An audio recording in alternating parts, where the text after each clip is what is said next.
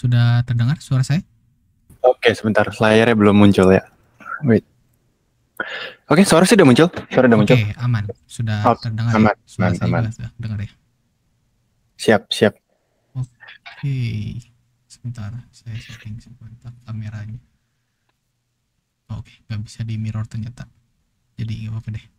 Oke, Mas Livander ya? Dipanggilnya gimana? Eh, Mas Liv biasanya lebih ke Liv gitu. Oke, Mas Liv. Oke, Oke. Liv. Kita hari ini ada technical interview gitu ya. Sebelumnya congrats udah sampai di tahap ini. Sebelumnya karena profilnya sangat cocok nih dengan kebutuhan kami di Kira Game Dev ini untuk handle beberapa project maupun porting beberapa game gitu ya kebetulan. Jadi kebetulan Liv ini seorang junior programmer game gitu ya, junior Unity developer. Oke, mungkin bisa tolong diperkenalkan dulu dari backgroundnya. Oke, halo teman-teman semua. Jadi saya namanya Livander Game Dev ya. Lebih kenal dengan Livander Game Dev, di mana saya ini seorang game developer yang saya ngebikin game, lalu pembuatan game tersebut di videoin gitu, dibikin devlog dari proses pembuatan gamenya, terus dibalur dalam sebuah humor, komedi-komedi gitu, dan akhirnya diupload di YouTube. Dan saat ini saya mencapai 800.000 subscriber di YouTube, dan terakhir saya sempat nge-publish game bernama Berandal Sekolah dan sudah mendapatkan 2 juta downloader. Itu maksud-maksudnya bisa saya share-share ke teman-teman semua, dan saat ini saya sedang menjalani studio game dev yang bernama Aim to My Studio. Mungkin itu dulu dari saya. Oke, lumayan juga nih ya perjalanan karirnya gitu ya. Nah, sebelumnya kenapa sih milih jadi game developer? Oke, saya milih jadi game developer karena saya itu memang dari awal suka main game. Tapi belum ada arah-arah mau bikin game nih. Nah, tapi karena suka main game, artinya kan konten-konten yang saya nonton di YouTube pun juga 11-12 lah, intinya game-game gitu kan ya. Dan ternyata, dan tiba-tiba seliweran konten game development gitu. Waktu itu ada yang namanya Dani, dia itu YouTuber luar negeri dari Norway, dan dia itu ngebikin game gitu, diprosesin gitu loh pembuatannya. Dan ternyata pas saya lihat, wah menarik banget nih gitu kan, ngelihat ada orang ngebikin game dan proses pembuatan game itu ternyata seperti ini. Dan ternyata seru juga gitu, dari ngoding-ngoding, bikin karakter, animasi, semua dibalurin, bikin game desainnya. Dan ternyata sangat menarik dan saya pun penasaran gitu untuk ngebikin game saya sendiri. Seperti itu ceritanya. Oke, saya catat dulu ya. Oke, nah dari pengalamannya sebagai game dev, kira-kira apa sih challenge terbesar atau kendala selama ini gitu, selama nge-develop game gitu?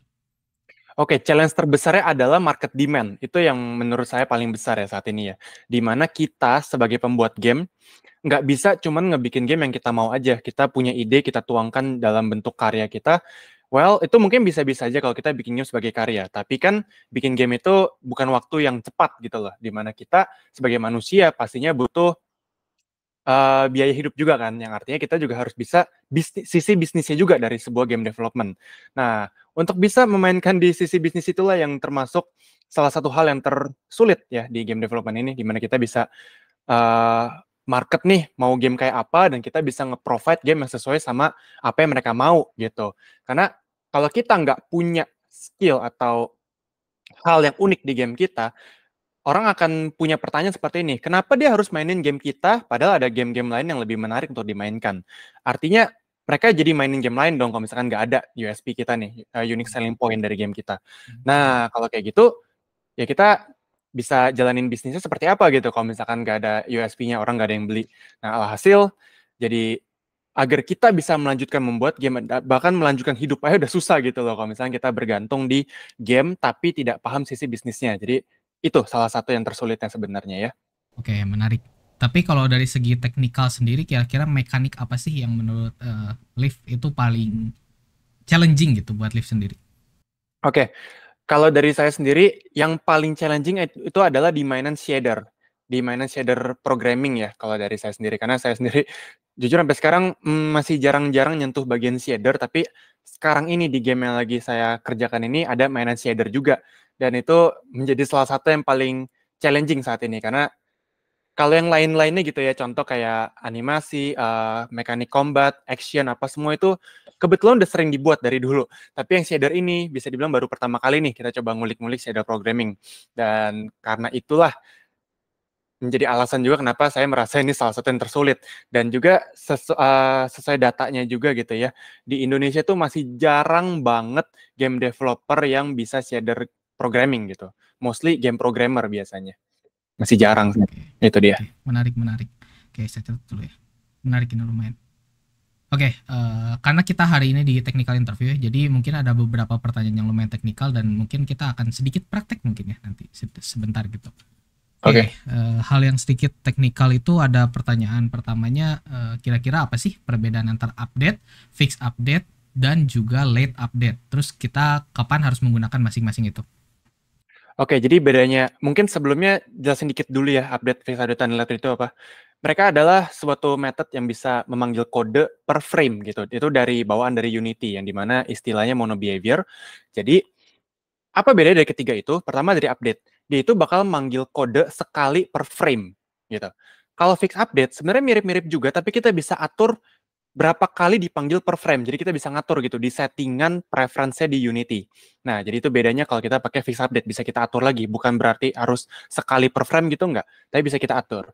Kalau late update, mirip kayak update per frame, tapi dia kode yang bakal dipanggil di perhitungan terakhir gitu. Karena kan program itu ketika jalan, dia ada urutan programnya kan, mau jalanin yang mana dulu kode-kodenya.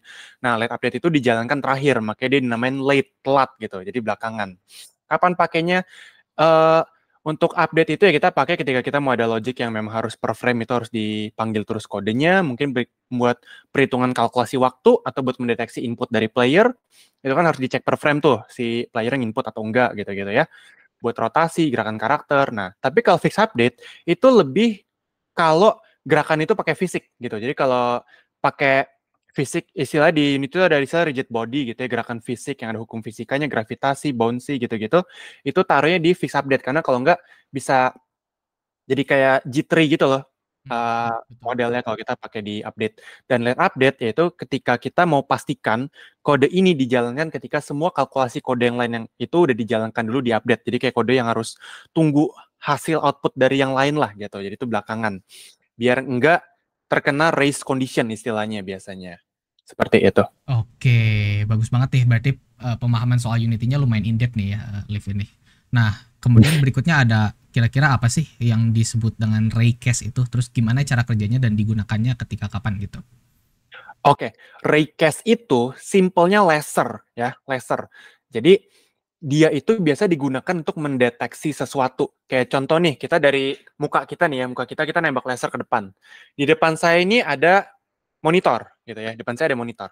Jadi raycast itu bisa mendeteksi kalau di depan saya ada monitor gitu. Jadi dia bisa mendeteksi apapun tergantung arahnya mau kemana gitu.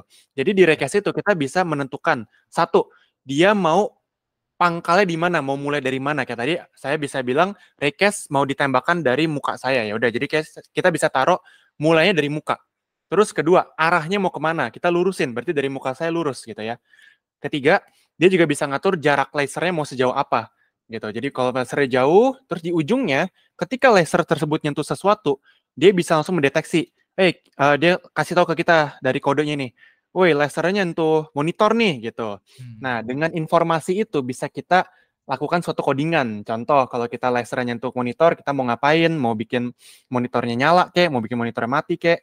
Nah, kalau use case-nya dari case itu biasanya bisa buat ground checker, kalau buat game platformer gitu ya. Jadi kita kayak nembak laser dari kaki kita ke bawah. Kalau lasernya itu nyentuh lantai, artinya kita udah di lantai. Nah, itu contohnya. Tapi kalau nggak nyentuh lantai, artinya kita di udara. Nah, kan behavior kita di udara sama behavior kita di lantai beda dong. Kalau di udara kita nggak bisa lompat lagi, kalau di lantai kita bisa lompat. Nah, jadi pendeteksi-pendeteksi itu dibutuhkan. Dan raycast salah satu cara yang bisa dipakai buat mendeteksi hal-hal seperti itu. Oke, menarik, menarik. Bentar saya catat. Bentar, pulpen saya nyangkut. Oke. Oke, keren, keren. Oke, nah nextnya ada ketika game kita di mana player bisa nge-spawn sesuatu ke dalam game, misalnya kayak proyektil, fungsi apa sih yang biasa digunain sama player gitu? Sorry? Jadi pertanyaannya gini, ketika pada game kita di mana player bisa nge-spawn sesuatu ke dalam game itu, misalnya kayak proyektil gitu, fungsi apa yang bisa digunakan oleh player gitu? Oke, untuk bisa nge-spawn sesuatu, berarti nge-spawn suatu game object ya, kayak contoh player Betul. nge-spawn peluru or something. Oke, itu bisa menggunakan method yang namanya instantiate. Jadi instantiate ini juga salah satu method yang ada di Unity, dari monobehavior itu juga sama, di mana kita itu perlu reference dari objek yang bakal kita instantiate gitu. Misal kita mau instantiate peluru, ya kita pertama harus punya reference ke pelurunya tersebut dulu tuh. Peluru apa yang mau kita instantiate. Lalu kita tinggal panggil aja kodenya. Misal, kita ada pengecekan nih, kalau si player nyentuh mouse kiri, maka kita bakal instantiate, misalnya gitu ya. Jadi ketika kita klik kiri, langsung panggil aja kode instantiate, terus buka kurung, ya, masukin objek yang mau di spawn, berarti kan si peluru. Tapi instantiate ini punya beberapa parameter lagi. Parameter tuh kayak argumen-argumen yang bisa kita masukkan biar fungsi kodenya itu bisa sesuai sama apa yang kita mau. Jadi selain kita ngemunculin bullet, peluru, kita juga bisa menentukan peluru itu mau di-spawn di mana gitu. Jadi kita bisa atur kalau kita mau nembak dari pistol, berarti kan di pistol itu ada semacam bullet point-nya lah, kayak lobangnya itu loh. Nah, kita mau spawn dia di tepat di situ. Jangan kita nembak pakai pistol tapi spawnnya di perut karakter gitu kan nggak cocok dong. Jadi kita juga bisa menentukan posisinya. Nah, habis menentukan posisi, kita bisa menentukan rotasinya juga. Rotasinya itu ya kita tinggal sesuaikan aja sama rotasi si pistolnya. Kalau pistol lagi hadap atas, ya rotasi ke atas. Dengan begitu, bullet yang di-spawn bakal ikutan hadap ke atas juga. Dan itu menggunakan instantiate. Terakhir, dari instantiate itu kita bisa ngedapetin objek yang kita spawn. Yang artinya, setelah di-spawn, objek tersebut bisa kita otak-atik lagi. Entah mau dibikin meledak, mau diubah speed-nya, mau diubah damage-nya, itu bisa. Itulah instantiate di Unity. Oke, menarik nih. Lumayan in-depth juga nih knowledge-nya. Good. Oke. Nah, terus next-nya kira-kira gimana sih cara bikin objek itu bergerak di Unity? Oke, bikin objek bergerak di Unity itu secara base-nya ada yang paling sering ya, ada 3 cara nih. Sorry, 4 cara bahkan. Ada 4 cara. Yang paling sering digunakan di Unity. Cara pertama adalah kita langsung menggerakkan transform-nya. Transform itu tuh basically kayak posisi, rotasi, dan scale dari sebuah game object. Dan pastinya semua game object itu punya transform. Kita bisa langsung update aja posisi dari transform tersebut. Bener-bener langsung bisa seperti itu aja. Itu bisa. Terus ada lagi cara menggunakan karakter controller. Itu juga salah satu karakter controller itu juga dari Unity ya. Itu komponen langsung dari Unity udah dibuatkan, di mana itu juga mirip banget sama transform, cuman dia lebih kompleks kalkulasinya. Karena tujuannya kan kalau kita gerakin transform ya udah gerakin aja game objeknya. Tapi kalau pakai karakter controller, dia bisa mendeteksi ketika nabrak tembok, ketika mau jatuh, ketika apa, dia jadi nggak tembus-tembus tembok gitu loh. Tapi kalau kita gerakinnya pakai transform, dia nggak peduli kalau ada tembok, tembus aja gitu. Jadi mungkin kalau kita mau gerakin karakter setan yang bisa tembus tembok, ya udah pakai transform. Tapi kalau gerakin karakter kayak manusia yang nggak bisa tembus tembok, ya pakai karakter controller gitu. Ada lagi. Aneh juga ya gitu kalau manusia bisa tembus tembok gitu ya. Betul sekali, bakal aneh. Jadi tergantung kita mau pakai karakternya apa, desainnya apa, kita pakai yang cocok nih. Jadi ada 4 pilihan tadi kan. Selanjutnya ketiga, rigid body, pakai fisik. Jadi kalau kita mau gerakin game object pakai fisik, contoh kayak gerakin projectile bola atau gerakin karakter yang ada hukum fisikanya gitu ya, mungkin seperti karakter ragdoll gitu. Nah, itu bisa pakai rigid body dan bedanya pastinya ini dari pergerakannya aja udah bisa mantul-mantul, udah bisa geser-geser ke goyang-goyang gitu. Kalau nabrak apa dia mental, bener-bener kayak dunia nyata lah, ada hukum fisikanya. Nah, itu rigid body. Dan bisa dibilang ini yang paling kompleks sih, karena perhitungan kalkulasi itu paling dalam gitu ya kalau mainan rigid body itu, dimana kita juga harus hafal rumus fisika. Jadi teman-teman yang waktu sekolah nggak ngikutin pelajaran fisika mungkin agak susah juga nih kalau misalkan mau mainan rigid body. Cuma tetap bisa lah. Emang ada gitu ya ilmu matematika dan fisika itu di dunia game development gitu ya. Betul sekali, betul sekali. Memang nggak semuanya, tapi tergantung gamenya. Nah, kalau kita mau bikin game yang pakai hukum fisika ya, masa nggak ngerti fisika susah juga gitu kan. Minimal tahu rumus, tahu hukumnya gimana, logik-logiknya gitu lah. Nggak mesti dalam-dalam banget kok, yang penting ya tahu dasarnya lah gitu. Ya itu yang rigid body, dan terakhir adalah nav mesh. Nav mesh itu basically biasanya ya buat AI, di mana dia itu ada istilah yang namanya pathfinding. Jadi dia bisa mencari jalur terdekat ke suatu target. Contoh kita lagi mau jalan ke titik A, dari titik A ke titik B. Tapi di tengah-tengah ada pohon gitu. Nah dia kalau nggak pakai navmesh, dia tuh bakal jalan lurus aja tembus pohon dah. Dia nggak peduli ada pohon gitu. Tapi kalau pakai navmesh, dia bisa dari jalan ke sini, belok, baru lanjut lagi ke titik B. Jadi dia bisa mencari jalur terdekat tanpa sambil menghindari obstacle-obstacle-nya yang menghalang-halangi. Itulah Navmesh. Jadi ada perbedaan antara 4 itu, dan ya itu dia kapan menggunakannya itu sesuai yang saya jelaskan tadi, ada 4 Oke, use case-nya. good. Dijelasin sama use case-nya juga gitu ya, keren. Oke, nextnya kita move on ke next question-nya gitu. Kira-kira bisa nggak jelasin gimana Liv bakal ngimplementasiin sistem health atau kesehatan sederhana gitu untuk karakter pemain gitu, misalnya HP dan lain sebagainya gitu. Oke, kalau yang paling dasar, yang paling sering saya lakukan untuk ngebikin suatu HP system gitu ya, health system, pertama, kita punya dulu 2 variabel. Ini paling penting nih. Satu variabel buat max health, satu variabel buat current health. Itu yang paling pertama nih. Karena kita butuh mendeteksi darah penuh kita tuh berapa, dan sekarang darah kita berapa, gitu kan. Darah kita nggak selalu sama kan, kalau diserang berkurang. Nah, tapi kita tetap harus nyimpen data max health ini. Nanti bakal saya jelaskan kenapa. Oke, yang penting ada 2 variabel itu dulu. Habis itu, kita punya lagi function yang bisa ngedeteksi ketika kita kena damage. Pastinya ketika kita kena damage, kita bakal ngurangin current health kita, bukan max health kita. Karena max health kita ya nggak berkurang dong, tetap segitu. Ya, jadi biasanya aku namain fungsinya on take damage. Jadi ketika kena damage ya kita berkurangin current health kita.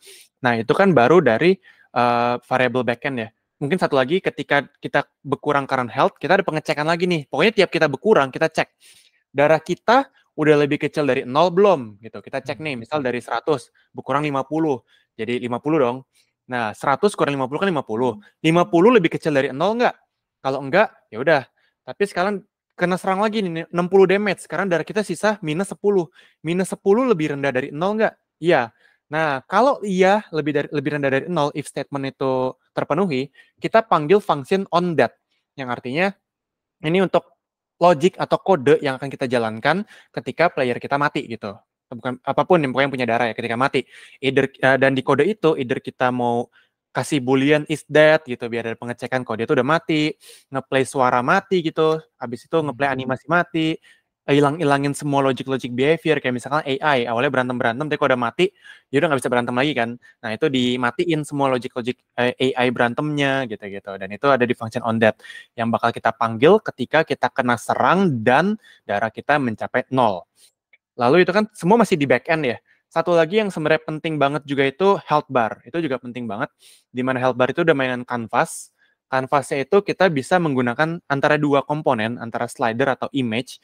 Kalau image itu sebenarnya agak tricky karena kita perlu punya image tersendiri health bar yang support buat fill amount gitu loh. Jadi ada kayak di MS itu ada 4 komponen, salah satunya fill amount, di mana itu kita bisa atur-atur tingkat kepenuhan dari image tersebut. Kayak contoh, penuhnya nih, kotak persegi panjang. Semakin dia berkurang, dia semakin dikit, dan habis. Dan itu kan sama kayak health bar ya. Nah, jadi ketika kita darahnya berkurang, kita langsung nge-update UI tersebut, health bar-nya. Dan cara nge-update-nya, salah satunya kita butuh max health kita. Kenapa? Karena kan tadi bayangin, ini penuh nih, ibaratnya 100% darah. Terus darah kita sisa 50%, gitu ya. Nah, untuk bisa mengubah health ini jadi 50%, kita tuh butuh perbandingan current health dengan max health-nya. Jadi, yang artinya 50 dibagi 100, gitu. Jadi, setengah. Nah, dengan data setengah itulah kita bakal membuat image tersebut jadi setengah jalan, jadi setengah doang. Makanya itu kenapa tadi di awal saya bilang kita tetap butuh data max health itu berapa buat dibandingin, dan itu bakal dipakai buat nge-update UI-nya. Gitu. Oke, menarik. Oke, one last question. Kira-kira gimana sih cara ngecek atau deteksi tabrakan antar dua objek di Unity gitu? Oke, buat mendeteksi tabrakan antar dua objek di Unity itu kita menggunakan yang namanya collider. Nah, collider itu istilah di Unity. Oke, bentar. Di Unity itu istilahnya collider, tapi mungkin teman-teman di sini lebih familiar dengan nama hitbox ya. Jadi hitbox itu tuh sesuatu yang bisa mendeteksi persentuhan. Karena sebenarnya di game ini kan kita kayak ada tonjokan, ada tangan, ada badan, ada tembok, ada apa. Sebelum kita tambahkan hitbox, mereka itu cuma gambar. Dan gambar itu sama sekali nggak bisa disentuh sebenarnya. Tapi berkat hitbox inilah dari yang awalnya cuma gambar, cuma 3D model, kayak cuma tembok-tembok yang ya pokoknya cuma bisa dipandang doang, tapi jadi beneran bisa disentuh itu dengan yang namanya hitbox. Kalau di Unity namanya collider. Dan collider itu juga ada banyak tipe-tipenya tuh. Ada box collider yang bentuknya kayak kotak, ada sphere collider bentuknya bulat, kapsul collider, dan masih banyak lagi. Bahkan kita juga bisa bikin collider yang bentuknya menyesuaikan sama gambarnya. Istilahnya mesh collider.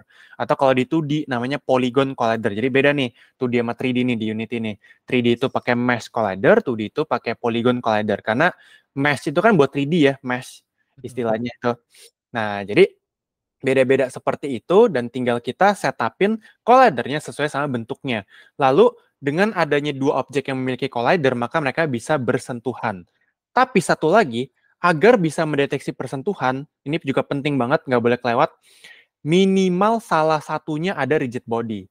Karena kalau nggak ada rigid body, mereka tidak bisa mendeteksi persentuhan. Meskipun dia invisible collider ya, contoh kayak trigger doang nih. Pernah lihat nggak kayak di game-game gitu, kita memasuki suatu area, tiba-tiba di jump scare setan, atau tiba-tiba kebuka, nge-spawn musuh, atau pintu ketutup gitu.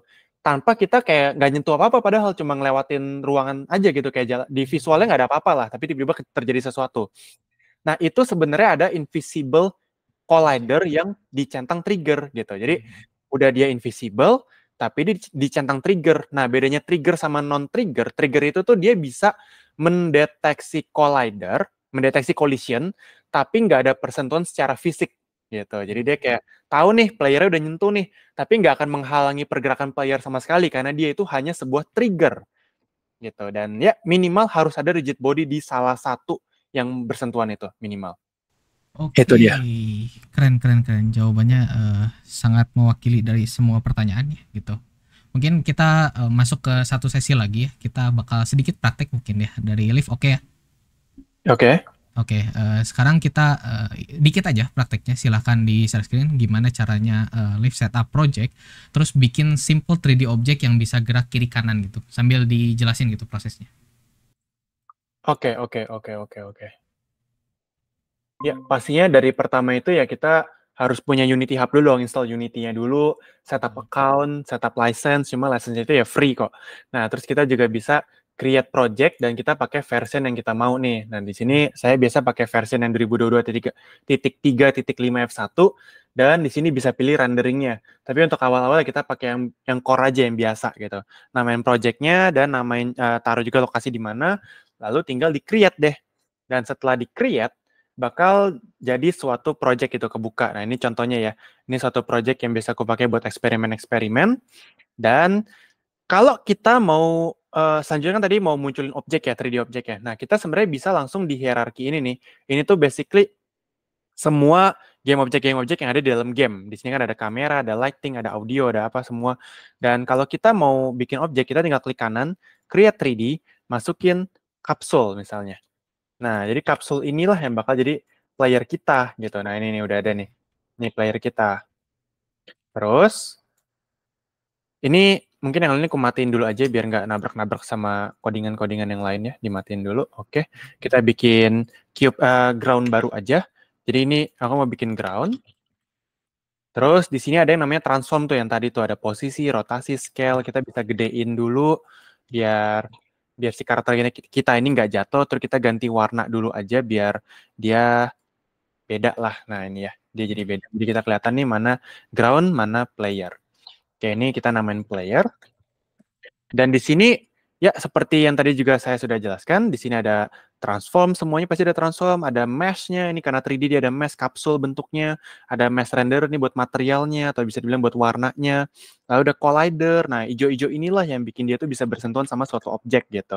Dan kita juga bisa tambahin rigid body, yang bikin dia itu ada gravitasinya. Nih coba ya kita taruh atas, kita play, nah dia bakal jatuh gitu. Kalau nggak ada rigid body, dia nggak bakalan jatuh. Nah, tetap diam dia. Makanya rigid body itulah yang bikin ada gravitasi dan persentuhan secara fisik. Dan ini juga sama, kapsul collider inilah yang bikin dia tuh bisa bersentuhan, seperti itu. Dan mungkin untuk movement-nya ya kita bisa coba bikin movement kanan-kiri lah ya. Jadi, sebenarnya kode itu, sebelum kita mulai ngoding, kita tuh bisa ngelihat dulu nih, kita mau tujuan kodenya tuh apa. Nah, kalau secara visual, ya secara dari hierarki ya, kita kan mau gerakin dia di posisi X gini kan. Nih, kita mau kayak gini kan. Nah, artinya yang kita pikirkan tuh simple. Gimana caranya kita ngubah ini gitu. Jadi yang penting kita udah tahu dulu kita mau ngapain, baru kita mulai ngoding gitu. Itu salah satu triknya ya kalau ketika kita mau ngoding. Jadi kita udah tahu kita harus begini. Nah, sekarang gimana nih kita bisa gerakin ini? Yang penting kita tahu tuh tujuan kita apa dari kode ini. Oke, berarti karena kita mau gerakin dia, berarti kita harus punya akses ke transformnya dia gitu kan. Kita mau ngubah value X dari transform position si player tersebut gitu kan. Jadi kita pertama bisa bikin dulu public float movement speed. Nah, ini adalah buat ngedeteksi, buat menentukan kecepatan gerak kanan kiri itu seberapa cepat gitu. Dan satu lagi kan kita mau gerakin player menggunakan input gitu kan ya, yang dimana player harus pencet key dulu, baru dia itu bisa bergerak. Baru dia bisa bergerak. Oke, jadi kita harus bisa ngedeteksi nih dengan cara if input, bentar, oke bukan pakai input ya, kita bisa langsung gini aja. Float move x sama dengan input.get axis row. Nah, terus kita masukin horizontal. Oke, ini yang bakal jadi inputnya si player ya. Ini inputnya si player. Habis itu kita tinggal menggerakkan dia beneran. Yang dimana kita kalau mau gerakin dia kan butuh yang namanya vector tree. Karena position tadi itu dia butuh 3 vektor. Vector tree. Dia butuh 3 float, X, Y, sama Z. Tapi kita cuma mau gerakin di X doang. Jadi kita bisa bikin vector tree. Move, vec, sama dengan new vector tree. Kita masukin X-nya itu berarti si move X. Karena sesuai sama inputnya. Tapi untuk yang Y sama Z kita nol aja. Karena kan kita nggak mau gerakin dia di Y sama Z kan. Kita mau gerakin kanan kiri doang gitu. Makanya kita cuma ngupdate value dari si X gitu. Sudah, ini tuh cuma ngedapetin data doang ya. Ini dapetin data input player, ini dapetin data vector tree-nya si player. Sekarang baru kita beneran gerakin dia dengan cara transform.translate masukin move fact. Nah, ini udah. Tapi kita biar lebih fleksibel, kita bisa kalikan movement speed. Jadi, kecepatannya bisa berubah-berubah gitu, tergantung kita mau movement speed-nya berapa, jadi lebih fleksibel. Dan terakhir, dikalikan time delta time, biar dia itu kecepatan geraknya sama di setiap device, nggak tergantung FPS. Intinya gini, kalau kita nggak punya ini, misal di komputerku FPS-nya 60, tapi di komputer orang lain FPS-nya 120 gitu, lebih cepat.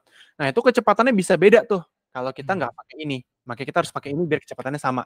Dan ini function start di delete aja karena nggak butuh ya, kita nggak pakai itu. Terus kita balik ke sini. Kita tunggu dia nge-compile dulu, karena tiap coding pasti perlu di-compile sama Unity-nya, biar codingannya beneran ada. Kita kasih movement speed 5, lalu kita coba, nah udah bisa jalan dia, kanan kiri. Oke, itu dia sih demonstrasinya. Oke, sip. Thank you, Liv, untuk demonstrasinya. Oke, bisa di stop share aja, nggak apa-apa. Oke, Siap. kalau dari saya kayaknya udah cukup untuk interview kita di hari ini gitu ya. Thank you banget udah penjelasan lengkap gitu ya. Segala macamnya dijelasin dengan detail bersama use case dan lain sebagainya. Kalau dari Liv sendiri apakah ada pertanyaan ke company kami? Untuk pertanyaan dari saya ini, kira-kira target pasar dari video ini tuh seperti apa ya? Apakah lebih mengincar ke orang yang lebih awam yang belum pernah mulai game dev, atau ke orang-orang yang udah pernah mulai game dev tapi masih penasaran nih, gimana sih cara lebih ngulik lebih dalam gitu dari sebuah game development? Seperti apa kira-kira, Mas? Oh, biasanya ke yang ngulik soal game development sih. Oke, berarti ya lebih ke yang awam-awam banget gitu ya. I see. Dan apakah nanti ketika mereka memiliki keinginan gitu untuk memulai game development, kira-kira strategi atau arahan apa dari Masnya sebagai yang mengupdate atau ngeposting video ini, strategi apa yang akan Mas lakukan agar mereka ini yang benar-benar punya hasrat untuk menjadi game dev, beneran bisa jadi game dev gitu. Mereka jadi yakin gitu loh. Karena banyak banget orang-orang yang penasaran sama game, tapi mereka takut memulai gitu, Mas. Mungkin ada Oke. dari Mas seperti apa? Oke, kalau kalau challenge adalah takut memulai, ya itu harus kembali ke diri sendiri gitu ya. Harus coba berani mulai dengan mungkin dari video-video yang inspiratif tuh bisa bikin seseorang berubah gitu ya. Kadang ada satu dua konten yang bisa merubah hidup seseorang bahkan kan. Jadi strateginya harapannya spread awareness sebanyaknya untuk mungkin bikin orang itu jadi berani melangkah gitu. I see, oke. Mantep banget sih, Mas. Mungkin dari aku cukup itu dulu aja sih, Mas. Oke. Oke, karena ini interview dan nantinya untuk di studio kami live, mungkin untuk hasil dari interviewnya akan dikabari 7 hari dari sekarangnya, 7 hari kerja. Kalau nggak ada yang ditanyain, mungkin bisa aku tutup. Thank you udah hadir di interview kita. Bisa live ya, karena abis ini ada kandidat lainnya. Oke, siap. Thank you so much atas invitation-nya. Ya. Sukses.